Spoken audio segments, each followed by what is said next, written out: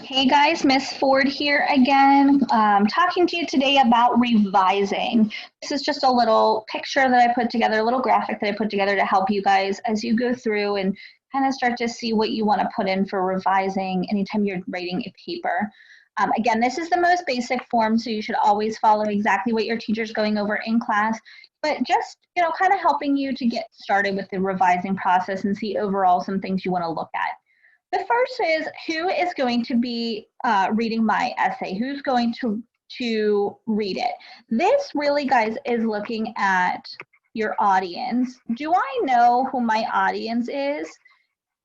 The big reason that we focus on our audience is because we're not going to write for kindergarten the same way that we're going to write for adults, right? Like we're not going to make things the exact same way for those two different groups because they have different levels of understanding. So I want to know who is my audience? Who am I writing this for? And a lot of the times, this is really if we're going to be doing an informational or informative essay. But it could even be what are they going to learn or what are they going to kind of experience from this? If you are doing it to entertain, what are they going to experience from my writing? Okay. Also, what would they learn would also be from the persuasive side of things too. So you really want to know who your audience is and what your purpose for writing is.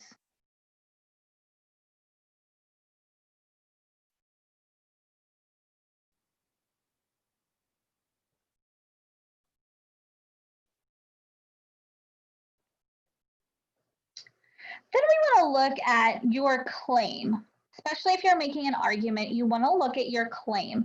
What is my claim?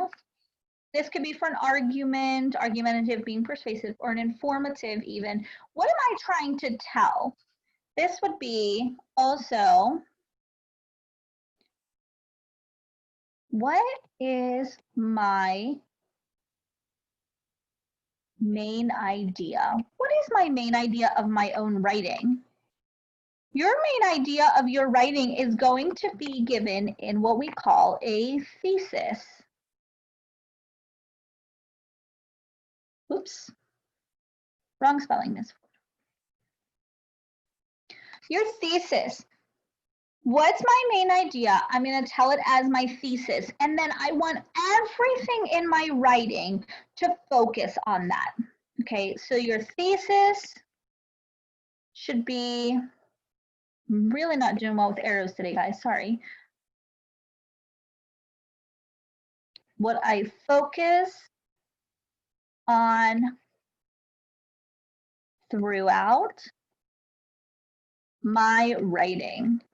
That should be where my focus is. Okay.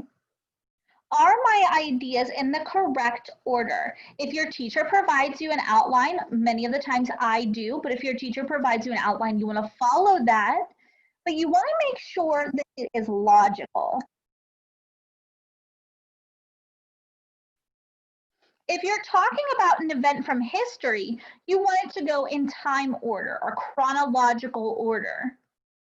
If you're trying to persuade someone of something, you want to give them all the good stuff, give the counterclaim, and then explain why it's wrong or why that's not correct. Okay, you want it to be in a logical order and make sure that it flows well so that it doesn't look like you just threw a paragraph in there and decided, you know what, I don't really know where this goes. I'm just going to toss it and hope it works.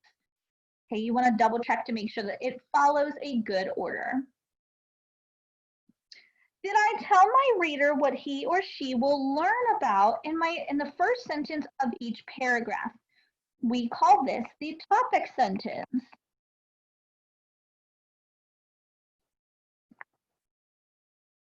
This goes along with our transition word or phrase. And it really kind of helps you to see, helps the the reader to see what they're going to learn about. This really helps them to understand, and it helps you as a writer to make sure that everything in that paragraph kind of goes back to talking about that same idea. Okay, did I give details to support my idea? If you're writing about something where you've done research, or you're writing about something where you're writing about something you've read, you want to give specifics.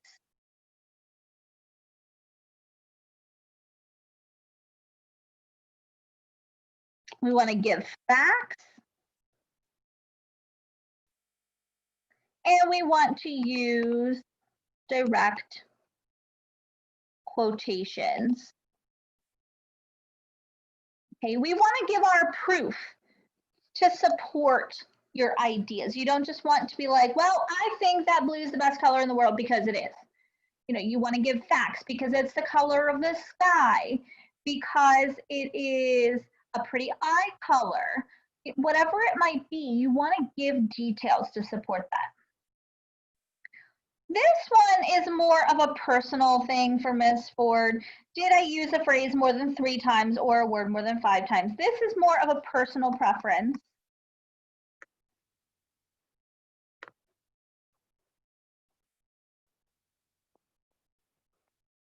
Because we don't want to keep repeating things over and over again. We want to use strong language.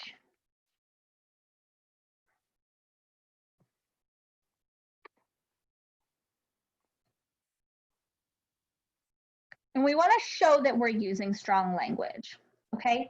Guys, this, again, sometimes it's taught editing, then revising. I teach it revising and then editing. Revising, guys, is looking at the stuff in your writing. It's the stuff in your writing. Okay, so that's why I always say revise before you edit. That way you can get the stuff all set and then work on the grammar things that come in later on.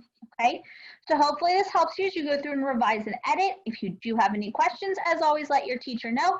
If not, happy learning.